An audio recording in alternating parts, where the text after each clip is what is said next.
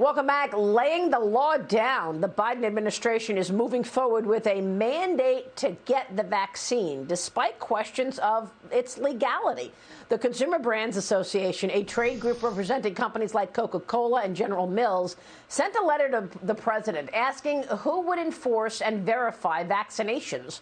They're questioning who would foot the bill as well for the testing.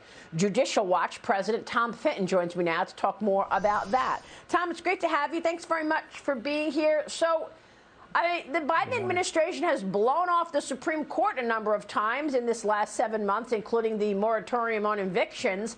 Is this also blowing off the Constitution and the law with a mandate to get this vaccine?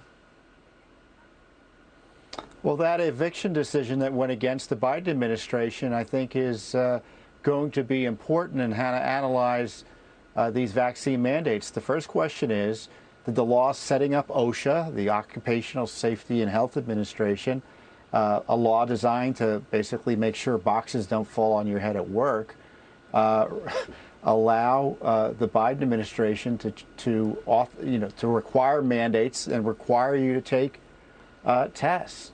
And then secondly, could the law, even if it were passed, survive constitutional muster? Is it a power the federal government doesn't have? And, we've already had Supreme Court rulings that they can't make you eat your broccoli.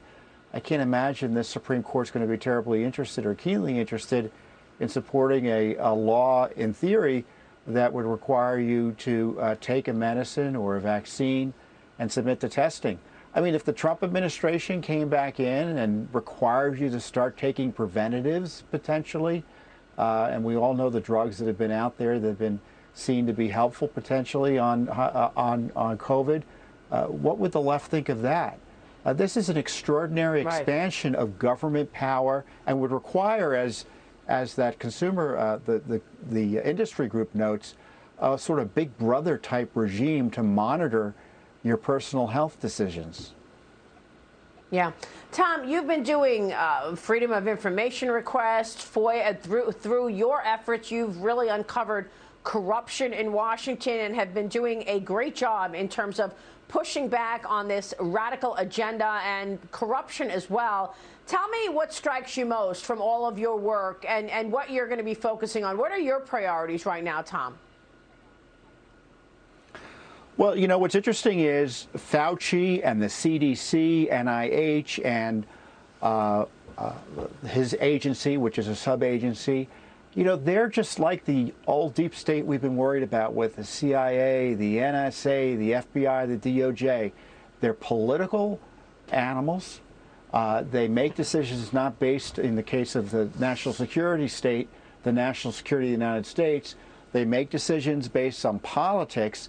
We just found recently with the CDC and reconfirming that the teachers' unions were pulling the strings on their scientific based mandates related to social distancing and mask requirements in the schools.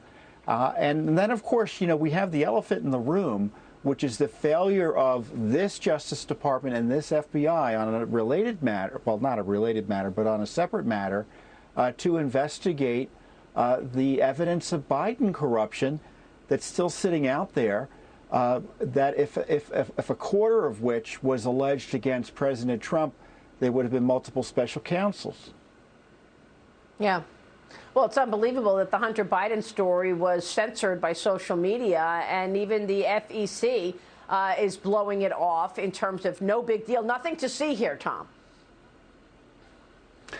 Yeah, that's not surprising for the Federal Election Commission. It's split 3-3, Republican, Democrats. So all you need is the 3 Democrats to stay together and nothing moves forward. Unbelievable. Tom, thanks very much for all that you do and for your work on uncovering this corruption. Thank you, Tom Fitton.